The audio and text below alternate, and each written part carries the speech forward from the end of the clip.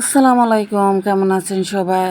Saudi আরবে এই বাইয়াটা খেজুর গাছ কীভাবে এগুলো উঠিয়ে আবার অন্যখানে লাগিয়ে তারা এগুলো লক্ষ লক্ষ টাকা বিজনেস করতেছে। ওই দেশে খেজুরগুলো এত জনপ্রিয়, সারা বিশ্বে জনপ্রিয় খেজুরের।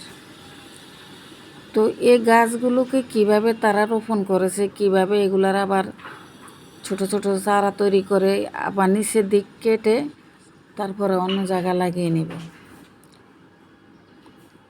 এদের এটাই হলো পেশা।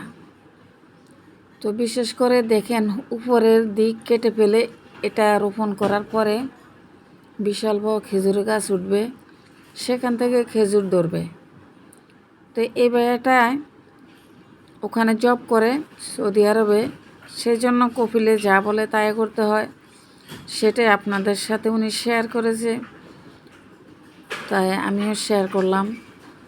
দেখেন কতটা কষ্ট প্রবাসীদের,